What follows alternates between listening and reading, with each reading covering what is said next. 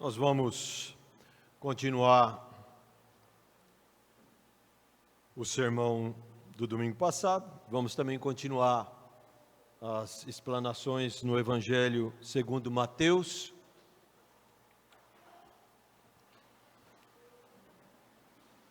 Nós informamos também que os pais que quiserem podem ficar aqui. Se também não quiserem, existem duas salas com duas telas de TV que você pode assistir o sermão lá também. Mas fiquem, por favor, à vontade nesse sentido, né? Amados, nós vimos que o ensino de Cristo sobre a verdadeira fé é um dos mais importantes que aparecem no Novo Testamento. O Senhor Jesus, não só no Evangelho de Mateus, mas em todos os Evangelhos, o apóstolo Paulo, Pedro, eles todos vão tratar dessa questão de firmeza de fé, e que essa verdadeira fé se evidencie na vida daqueles que se dizem cristãos. É esse o sentido de... um dos sentidos de sermos igrejas, de termos o culto, termos os sermões, os estudos bíblicos, as devocionais, não só aqui, mas cada um também semanalmente na sua casa, onde através desse exercício, desses meios, fazendo uso desses meios de graça, a nossa fé deve cada vez mais se aproximar da fé verdadeira. Acabamos de cantar esse hino, né? De ter um coração igual ao de Jesus, o nosso Senhor Jesus Cristo, porque somos cristãos.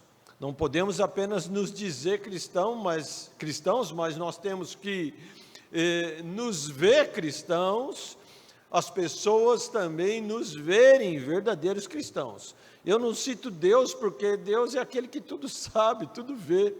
Ele, como aqui foi orado, é aquele que perscruta, é aquele que sabe o íntimo do nosso ser. Se nós somos verdadeiros ou não, está com Ele. Mas de nossa parte, sem falsidade, precisamos cada vez mais buscar isso. E sem medo de errar, nós podemos aqui afirmar que a verdadeira fé cristã, também como foi orado, ela é humilde e ela tem total confiança somente em Jesus Cristo. Isso tem que ser sempre a nossa tônica, a nossa motivação. Nós confiamos em Jesus Cristo, não confiamos em nós mesmos, não confiamos em homens, não confiamos em nada a não ser Jesus e sua obra redentora na cruz do Calvário, para nos salvar, nos justificar, nos transformar.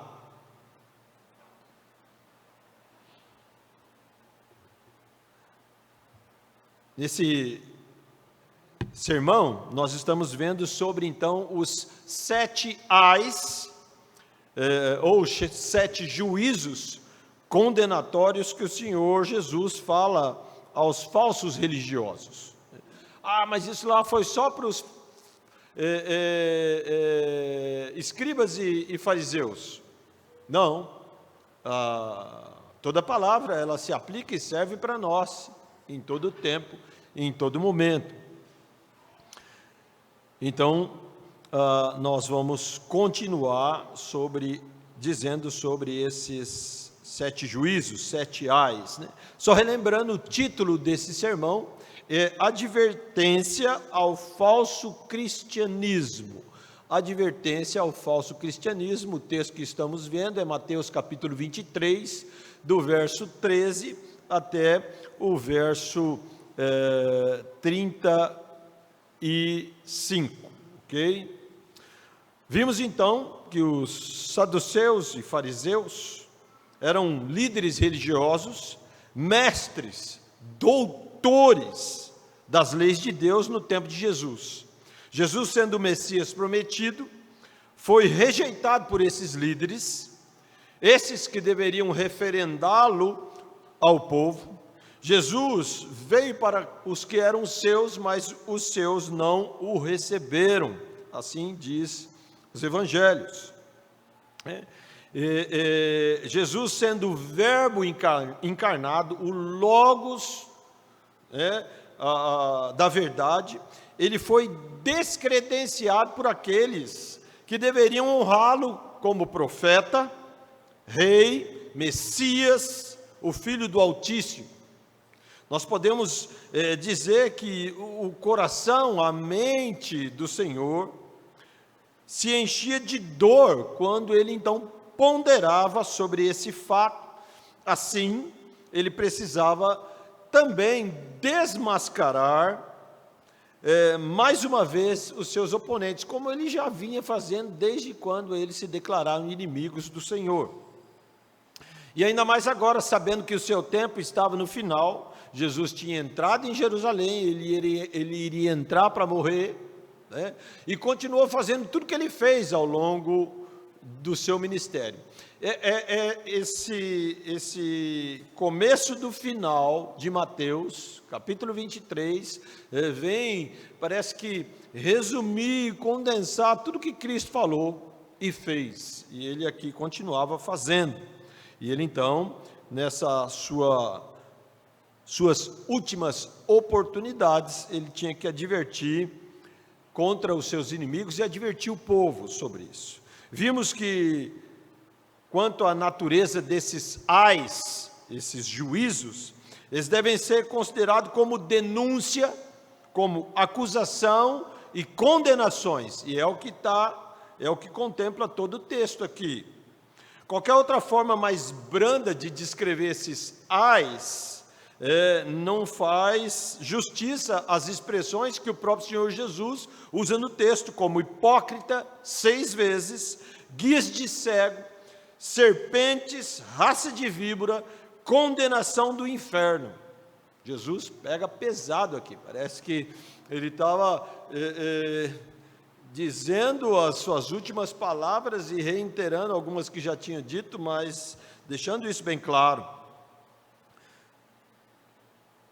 Mas são também expressões de dor,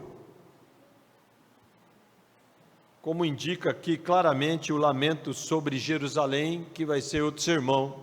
Jerusalém, Jerusalém, que condena, mata os seus profetas. Isso vai ser lá no verso 36 até o verso 39, próximo domingo.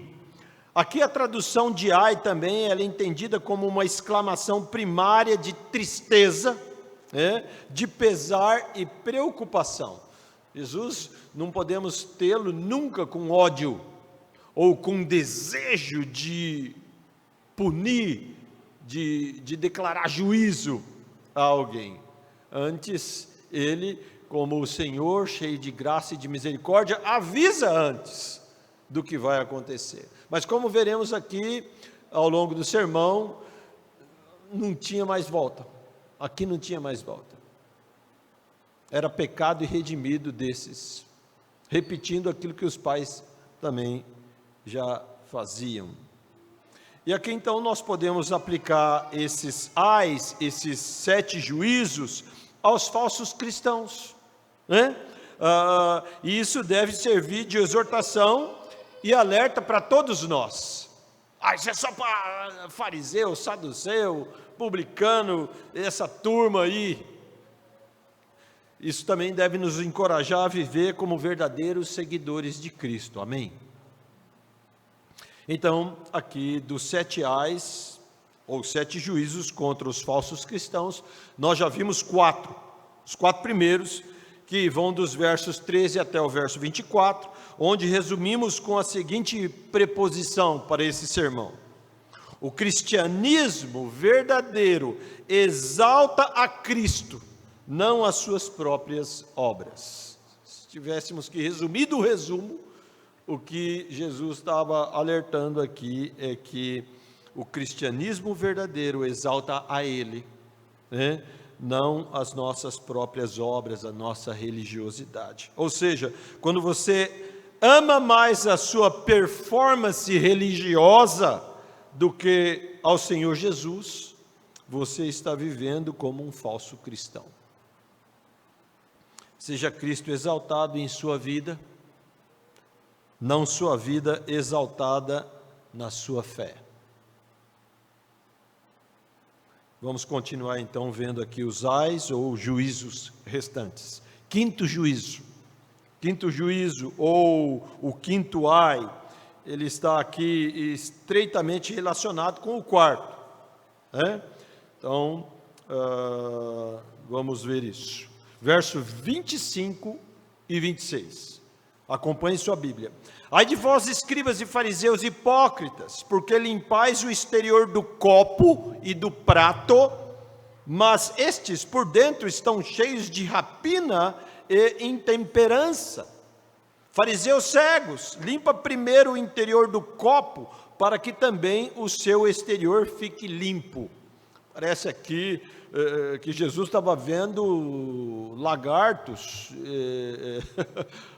vermes dentro do copo limpo dos fariseus. E aqui, é claro, uma figura de linguagem, nós vamos tentar entender aqui. O que o Senhor está dizendo a seus oponentes, seus inimigos, é que eles davam mais importância à purificação ritualística dos utensílios, dos vasilhames, das vasilhas, que continham o alimento, do que a forma como esses alimentos foram adquiridos. Essa é a questão. Não era que ali estava se colocando verme ou qualquer outra coisa nojenta dentro de um copo, de um prato limpinho. Não, não é essa a questão. O copo e o prato podiam ser miticamente purificados, limpos, esterilizados, né? Através de rituais e água e, vamos dizer, sabão e tudo mais. Mas se a bebida e a comida contida no copo e no prato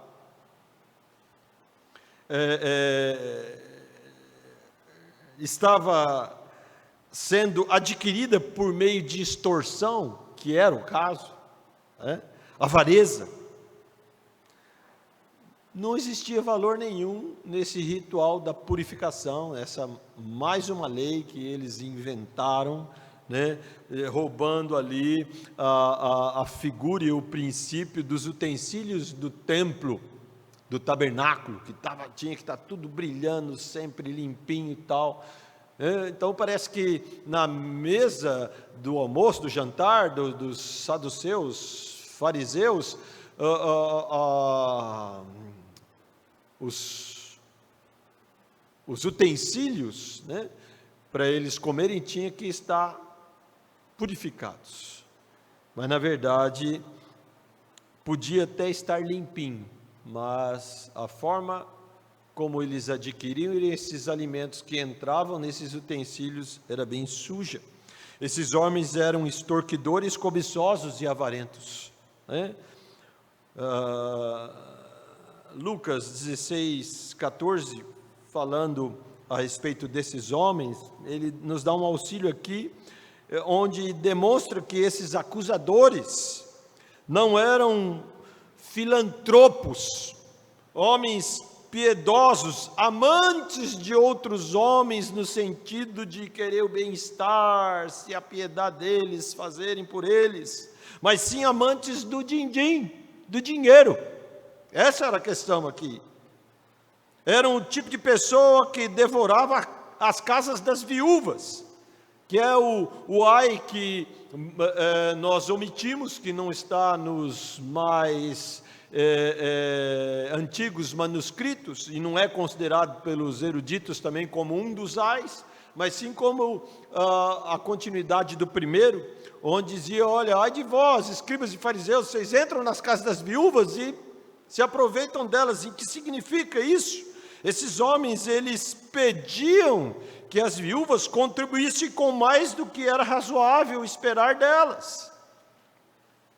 E isso ia para os fundos que eles tinham controle.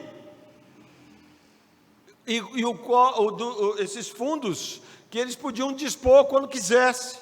né? Lembrando aqui a reforma protestante, da batalha de Lutero contra as indulgências, o poder financeiro da ACR,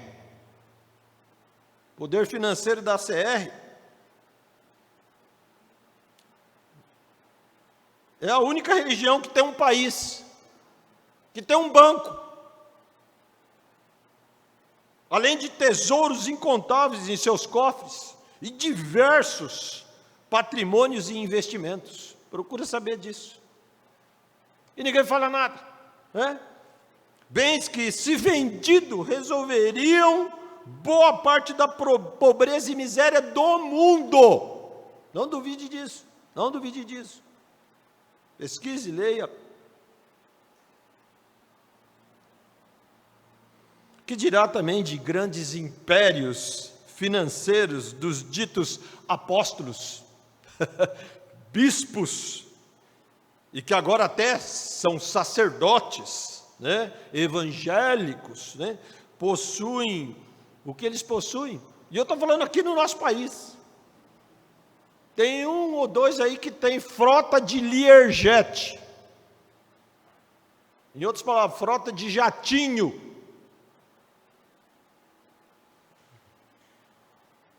Mas destes, como daqueles, não é politicamente correto falar, né? Então ficamos por aqui. Mas parece que nada mudou de lá para cá. Os escribas e fariseus não só eram culpados pela fama, como obtinham o conteúdo dos copos e pratos, suas roupas, casas, ouro, prata, etc., mas também por causa da maneira como usavam tudo quanto obtinham, né? Esses caras viviam na estica, né? As roupas, indumentárias todas, tal, comiam muito bem, se fartavam, dificilmente ali passavam mal nesses aspectos físicos dos prazeres da carne. Escribas e fariseus, então, eles não eram aquilo que eles demonstravam ser. Jesus agora se volta para os fariseus. Nesse trecho, ele vai e fala assim: fariseus, agora esse grupo, né? Ele usa aqui o singular no lugar do plural, né? Fazendo isso para realçar o efeito aqui da mensagem. Fariseus, cegos, limpa primeiro o interior do copo, a fim de que o exterior possa também estar limpo.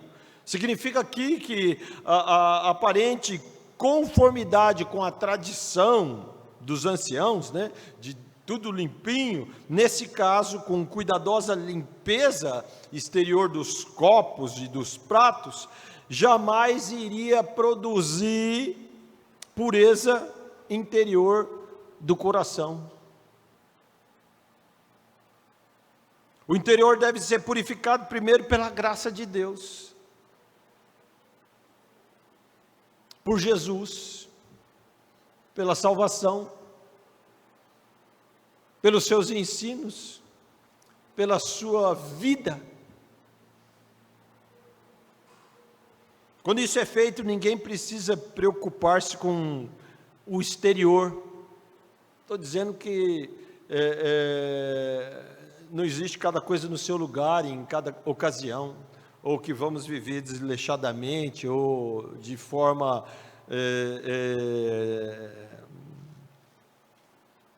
impura, sem higiene, nada disso. Há também aqui uma relação entre o quinto e o sexto ai, né? Como indica aqui a ocorrência das palavras exterior, aquilo que se apresenta, aquilo que se aparenta, seja por palavras, por ações, por visual, e o interior. Jesus está para pôr a descoberto o pecado dos seus oponentes. E aqui o fato é que eles exteriorizavam a religião. como se a aparência externa fosse uma boa desculpa para outros pecados. Verdadeiros cristãos não fazem isso. Verdadeiros cristãos não vivem assim. Aonde isso pode se aplicar? Olha, pode se aplicar em tantas coisas. Eu vou na igreja todo domingo. E eu sou assíduo. Cumpro até o horário. Chego no horário estabelecido. Isso é bom. Isso é justo. Isso é respeitoso. É bacana. Mas eu também sou fiel dizimista. Ali, ó. Também isso é justo. Eu de vez em quando até dou ofertas alçadas, quando aí é solicitado, para missões, para que causas forem. Eu leio a Bíblia todo dia. Mas se isso tudo não se traduzir numa vida de piedade do interior, fica só exterior. E de jeito nenhum todas essas coisas são coisas que nós não devamos fazer. Coisas lícitas, justas, que todo mundo devia fazer. Isso devia ser arroz e feijão. Mas não podemos nos valer nisso. Daí a questão de que não só dos escribas e fariseus, mas também se aplicam a nós, cegos, né? Esses caras, eles queriam guiar o povo, mas eles eram cegos, não só em verem, enxergarem, adorarem, contemplarem, reconhecerem e anunciarem o Messias, mas eles eram cegos em verem a si mesmos. Achavam que estava tudo bom, que estava certinho. Fica exigindo muito. Eles exigiam muito. Copo limpinho, prato limpinho. Mas aquilo que não era a essência, era simplesmente aparência exterior. Podemos correr esse risco, amados. Podemos correr esse risco. E diante daquele que é o Deus que tudo vê, que tudo sabe, não vale nada. Davi já esclareceu isso, não é? Que ele não via o homem exterior, mas o homem interior, ele via o coração. A escolha de Israel por Saul foi errada. E Deus, na sua condução, permitiu. Precisamos viver como verdadeiros cristãos, não de aparência. Amém? O sexto juízo, verso 27 e 28. Ai de vós, escribas e fariseus hipócritas, porque sois semelhantes aos sepulcros caiados, que por fora se mostram belos, mas interiormente estão cheios de ossos de mortos e de toda a imundícia. Assim também vós exteriormente pareceis justos aos homens, mas por dentro estáis cheios de hipocrisia e de iniquidade. Amados, aqui a Páscoa estava se aproximando. Isso significava que os peregrinos, ao entrarem em Jerusalém, vindos de todas as direções, né, prosélitos, judeus, de toda o Israel espalhado naquela época, eles então, entrando na cidade, notavam que, se aproximando da cidade, muitos sepulcros caiados. Faz de conta que tinha lá, numa das entradas, o cemitério. E ali eles passavam. E estava tudo pintadinho, tudo bonitinho. Caiado sei, você já trabalhou com isso, já caiu a sua casa, né? Geralmente com cal, aquela brochona, tuf, aí espirra em todo mundo e tal. É isso que acontecia. Esses sepulcros, então, para o turista ver, né? Desculpa, é que eu lembro o que os políticos fazem. Até mesmo aqui, é isso, né, irmão?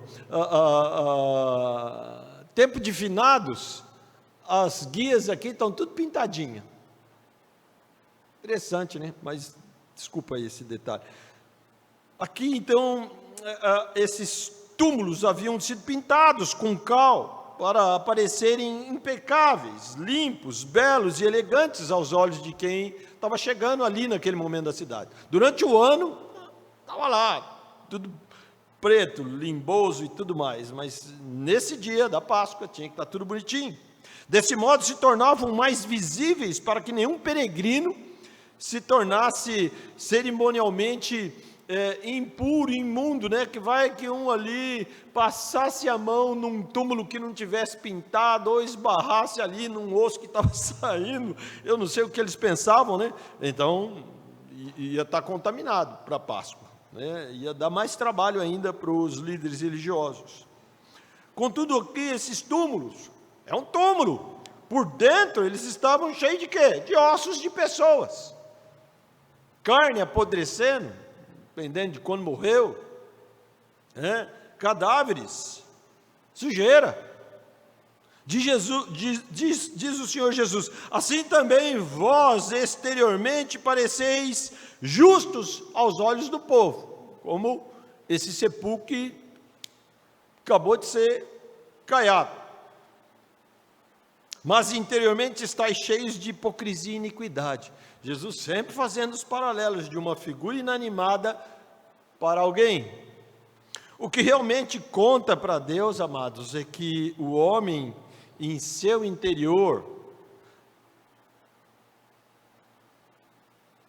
o seu moral e o seu espiritual esteja limpo, esteja são, esteja sadio. E quem nos limpa? A palavra. Isso que nós estamos fazendo aqui é um culto a Deus, mas estamos sendo limpos pela palavra. Não que esse papel e essas linhas aqui têm poder de limpar, mas nós estamos falando dessa questão espiritual. O Senhor Jesus veio ratificar isso, falou isso mais que uma vez. Todo culto é para nos purificar, toda leitura que você faz lá na sua casa é santa e te purifica. Todo estudo não é para o nosso conhecimento, não é para acumular conhecimento, é para gerar transformação, santificação, é para termos aporte moral, espiritual cristão, para que no nosso dia a dia, nos nossos afazeres, nós possamos agir, pensar como Cristo. Aquele outro clássico, né? Em seu lugar, o que faria Jesus? É um livrinho bacana de ler também.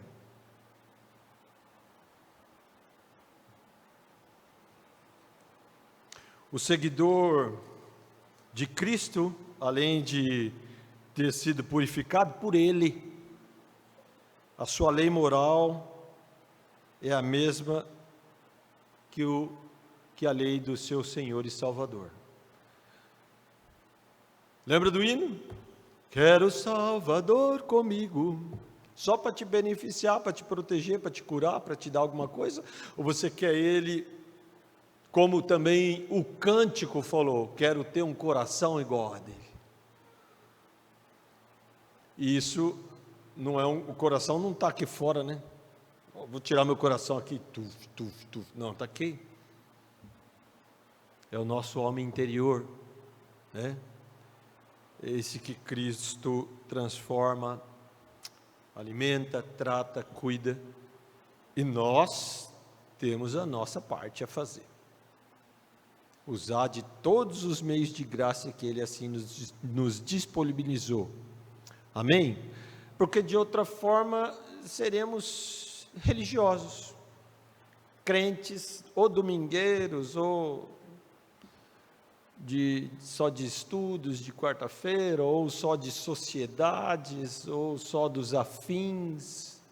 Nós devemos ser de dentro para fora, Jesus Cristo. Amém? Vou falar de novo, gostei dessa. Nós devemos ser de dentro para fora, Jesus Cristo. O sétimo juízo e último, ou Ai, mostra que, a despeito de sua perversidade interior, esses homens se vangloriavam de sua bondade superior. Esses caras, a sublimidade era deles, não podia ser de mais ninguém, por isso que eles odiaram Jesus. Se eu reconheço esse rabi errante, não vai sobrar para mim. Era mais ou menos essa a matemática deles. Eles se achavam tanto que eles se viam até em bondade superior aos outros. Cegos, não se enxergavam. De novo, tem cristãos que ainda eu quero considerar cristãos, e eu não estou julgando aqui, mas que não se enxerga. Faz uma parte, mas a outra deixa pela metade. Ou nem faz, ou não liga. Ou é tudo ou nada. É o que nós estamos dando de devocional pela manhã. Jesus muda tudo. Ou é tudo ou nada. E isso deve ser uma PG, uma progressão geométrica, crescente. Não pode fazer isso, já está bom. Você está assim, está morto, né? Pela medicina, né?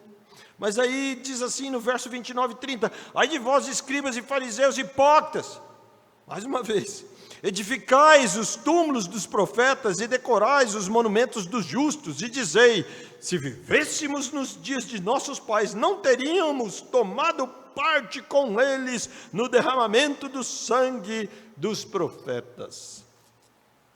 Aqui também mais um contexto do que havia, e principalmente em Jerusalém, poderia haver túmulos ou locais específicos ali na região, onde morreram grandes profetas, ou onde eles supostamente acharam que morreram esses grandes profetas, né? Mas não na questão de que morreram, onde foram enterrados, tá?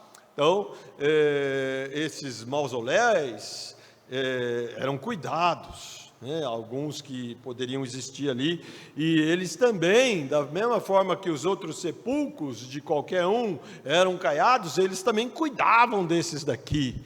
É uma questão, olha, e como esses homens foram importantes, a gente admirava eles, mas eles foram mortos, né, injustamente. Se a gente vivesse naquela época, mesmo que fossem os nossos pais que mataram, a gente não ia fazer parte disso não. Hipócritas, disse o Senhor Jesus. Aqui a edificação dos túmulos era uma figura então, que retratava essa questão onde os profetas, os justos, estavam ali representados, e esses líderes falsos tomavam-se dessas figuras, desses vultos respeitados pelo povo, e estavam ali como se fazendo um teatro, né? Passavam as pessoas e viam lá um escriba, um fariseu, vamos pensar aqui, diante do túmulo de Jeremias, vai? E eles ali, nossa, como esse fariseu é piedoso, olha, ele está diante do túmulo de Jeremias, né? A gente nem pode chegar lá, né? Uma coisa santa, é por aí, né? A hipocrisia que Jesus aqui realça referente ao fato de que esses mesmos escribas e fariseus, que se preocupavam em honrar a memória dos profetas, ao mesmo tempo elaboravam planos para assassinar o maior dos profetas. E ainda diziam, se vivêssemos nos dias de nossos pais, não teríamos tomado parte com eles. Parte em matar esses profetas. Hipócritas, de novo cegos. Eles já tinham matado Jesus no seu coração, já era o desejo deles. Torceram com a morte de João Batista. o último profeta depois de Malaquias. Essa turma, me lembra um pessoal de hoje, não religioso, é claro. Somos eles então aqui dizendo isso, nós não somos assassinos, nós somos filhos de assassinos, mas não somos assassinos.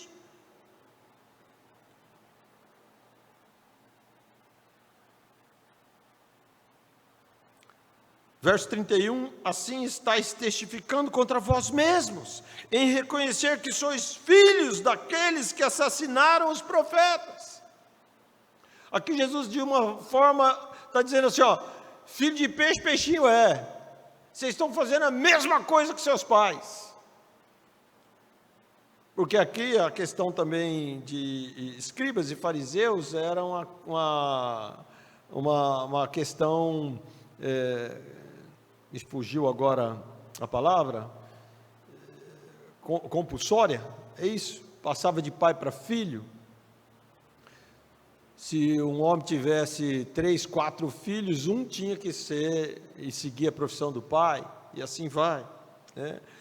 Aqui a exortação agora segue um rumo para o clímax desses ais que o Senhor Jesus estava falando a ele. Quando Jesus pronuncia contra esses homens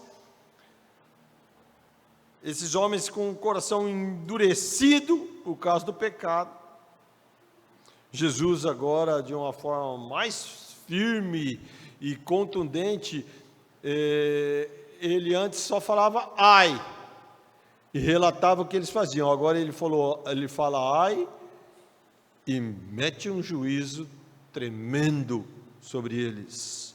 Serpentes, verso 33, serpentes, raças de víbora, como escapareis à sentença do inferno?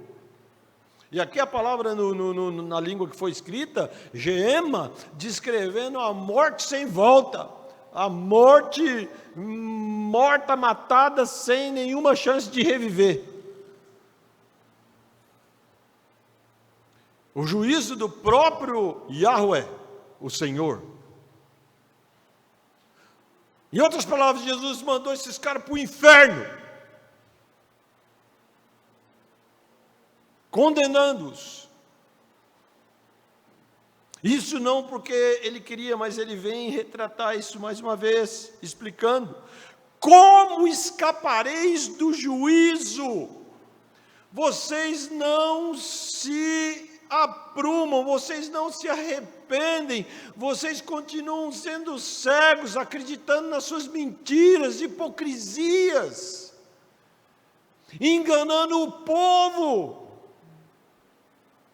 Como é que outro resultado vai dar isso? E antes vocês estão dizendo que não são igual aos seus pais? Jesus está dizendo que não haverá escape para esses homens. A despeito de todas as advertências, lembra lá? Um dos sinônimos dos ais, dos juízos, era advertir. Acorda aí, cara. Ai de você, está fazendo isso. A despeito disso, eles continuavam a fazer e a dizer impropriedades a respeito do que eles eram, mas era tudo mentira. Jesus está mostrando aqui como os escribas e fariseus, juntamente com todos os seguidores deles, estavam provando e ainda iriam provar que eles eram iguais os seus pais. Assassinaram os profetas. Se a gente fosse relacionar aqui todo o Velho Testamento, do que os profetas foram perseguidos, injustiçados, desconsiderados, desprezados, banidos, mortos, daria outros sermões. O Senhor Jesus diz com muita ênfase: com muita ênfase, estou lhe enviando profetas. Ele está dizendo: olha, eu que sou Emanuel, Deus convosco, eu e o Pai, que somos um, envio o profeta para vocês, vocês matam.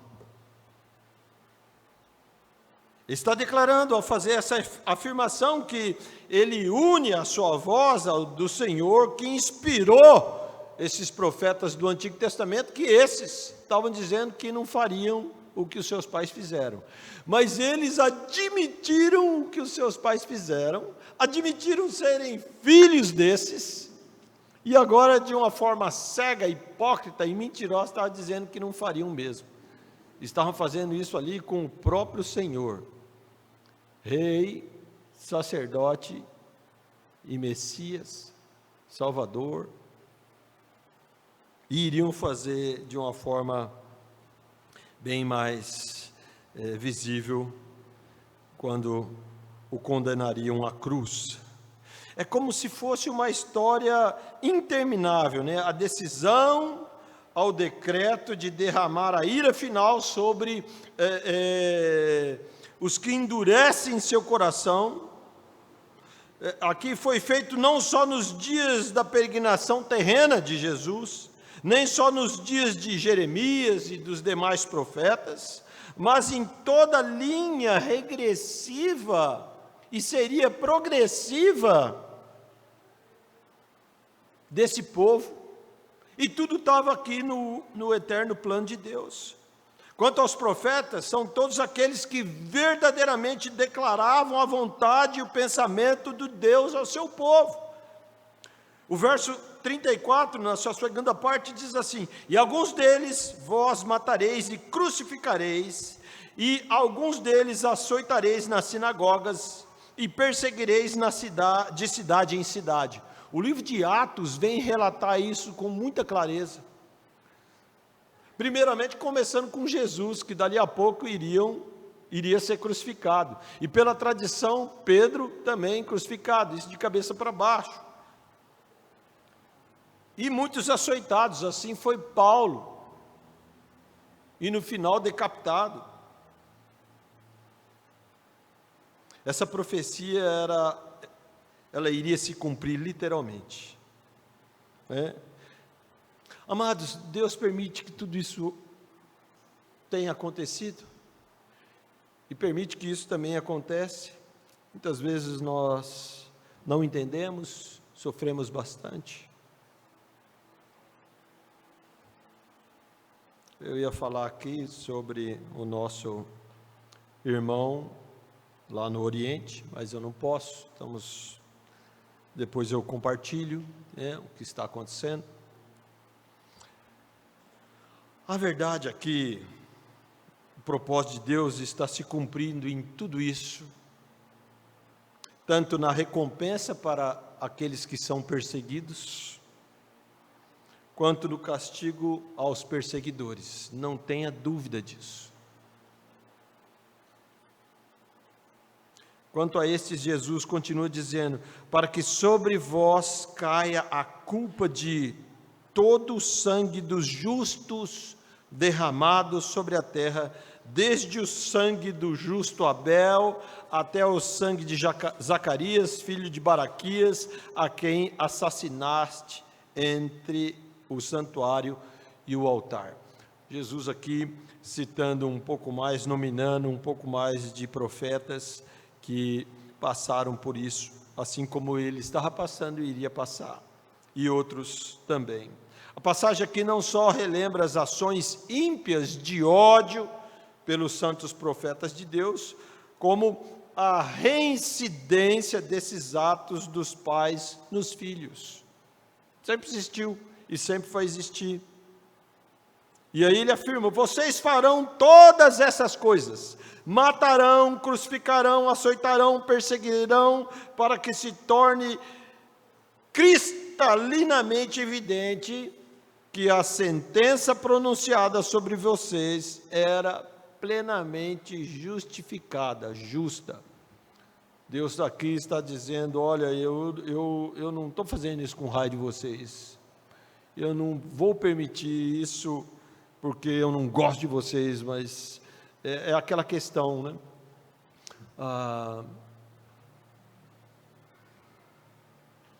Meus filhos me perguntaram, mas e quando Jesus estava morrendo, ele disse assim, Senhor, perdoa, aquelas pessoas zombando dele na cruz, Senhor, perdoa-lhes, porque eles não sabem o que fazem. Ali é um ato de misericórdia do Salvador. Mas esse não sabe o que fazem, não exime da responsabilidade. Esse não sabe o que fazem, não exime da ação de escolherem não fazerem, mas escolher fazer.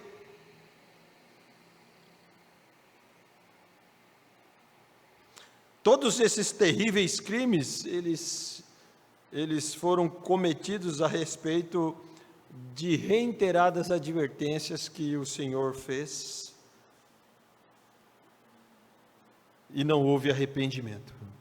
O resultado, diretamente e posteriormente na história dos judeus, depois da morte de Cristo, 70 anos depois, o templo invadido por Tito Vespasiano, e ali houve morte, que até as canelas subiam o sangue. Amados, de certa forma, a cristandade, por toda a história, tem sofrido essas mesmas perseguições. Talvez essa não seja aquelas mensagens que a gente vai sair edificado, que bacana, a gente vai sair apreensivo. Mas pense comigo aqui. Falsos cristãos, como falsos ateus, que são a mesma coisa, continuam fazendo isso na história. Nós temos cada vez mais visto isso nesse final dos tempos. Reitero aqui mais uma vez, acorde, se você ainda não acordou com isso, não são os conservadores que estão sendo calados, oprimidos, presos, mortos. Muitos desses conservadores são cristãos e lutam pelos princípios cristãos, família, honestidade, liberdade. O mundo continua assim, e esses juízos, esses ais aqui relatados, nos alertam para não corrermos o risco de vivermos como falsos cristãos. Esses juízos, esses ais, nos ensinam que temos um justo juiz, que tudo vê e sabe. E a seu tempo ele tem feito justiça, e fará valer o seu juízo sobre injustos, e fará valer a sua graça, a sua salvação sobre os justos. Por mais que muitos estejam cegos, não queiram ver a graciosidade e o poder do nosso Deus, isso tem acontecido e vai acontecer.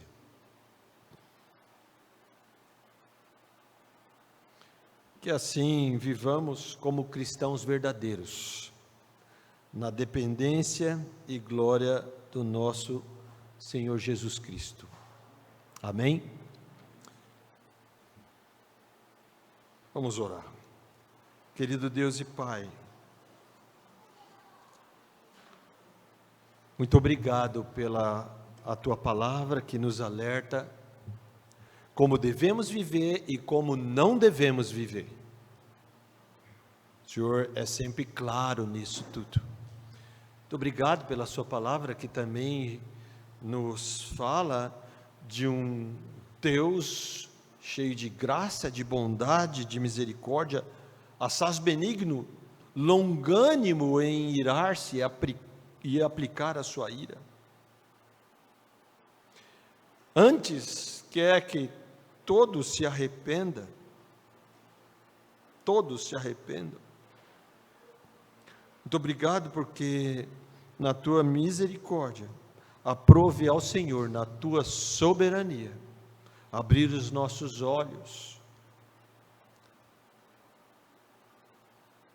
nos fazer desejar mais o Senhor do que tudo e todas as coisas que esse mundo possa nos oferecer.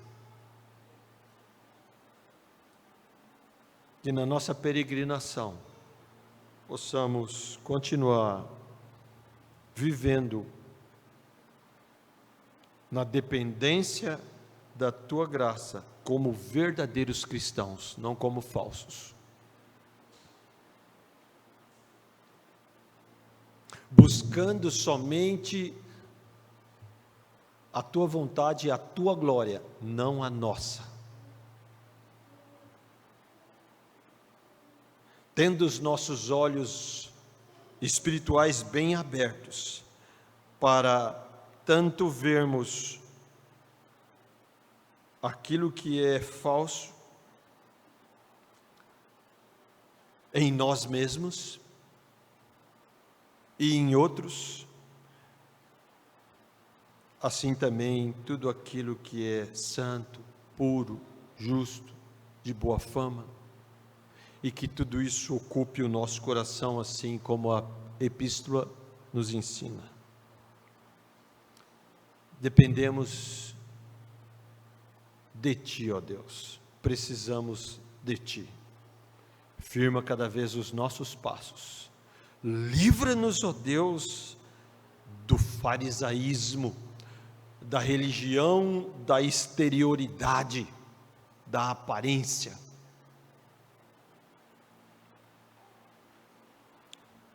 Muda cada dia o nosso coração.